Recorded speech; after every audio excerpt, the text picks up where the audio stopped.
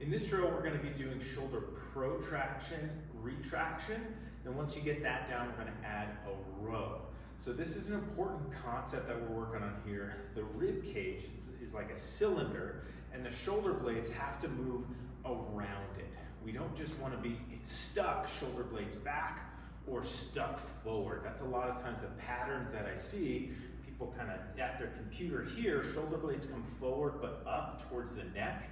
And then they try to reverse that into a good posture by just squeezing everything back, but then they're also stuck at the neck. And that doesn't permit, neither of these permit good motion of the arm. If I'm up and back, I can't move my arm a lot. Same thing if I'm up and forward, I can't move my arm a lot. We need the shoulder blades to be fluid as we move, because as we reach forward or up, the shoulder blades have to rotate forward around the rib cage.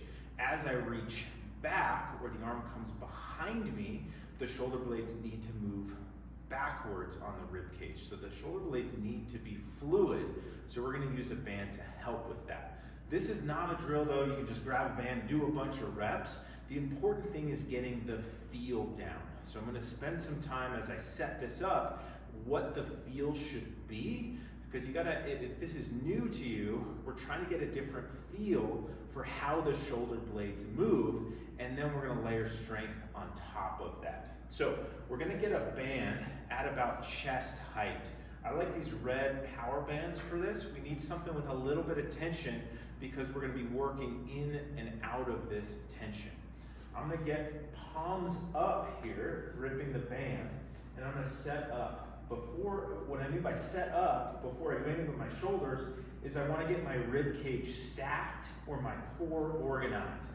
So a lot of times people will do this, their rib cage flares, or they kind of collapse down. So what I want you to do is find a neutral position of your spine, so not arched, not flexed. Take a breath in, and then a full exhale like you're blowing through a straw, trying to whistle.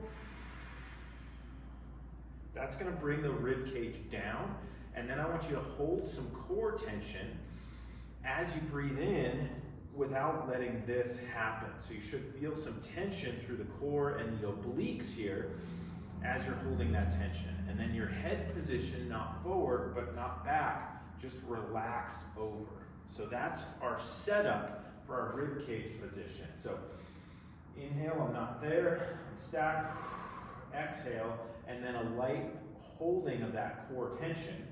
And then with palms up, I'm going to allow this band to pull my shoulder blades forward and take a breath there and hopefully feel some expansion on my mid and upper back. I'm not letting my head come forward. And then I'm going to just elbows straight, draw my shoulder blades down and back as far as I can, without overextending the spine. And I'm going to work here, hopefully feeling the shoulder blades moving forward around the rib cage and moving backward around the rib cage.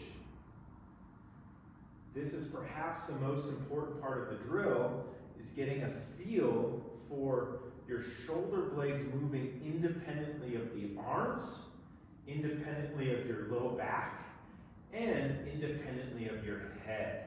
Sometimes I see people do this, they come forward and their head comes like that, and they come back and they're doing that. So we're getting a lot of motion through the spine here. We want the spine to be relatively still, just moving through the shoulder blades. Okay, taking a breath in each position can be helpful. Once you get a feel for that, we can come forward, breath in, expand the mid and upper back, and then I'm going to shoulder blades back, and then I'm going to add a row here and come back all the way. Shoulder blades first, elbows follow, and I'm thinking about, when I'm doing this row, getting my elbows down and back, stopping at about the level of the torso.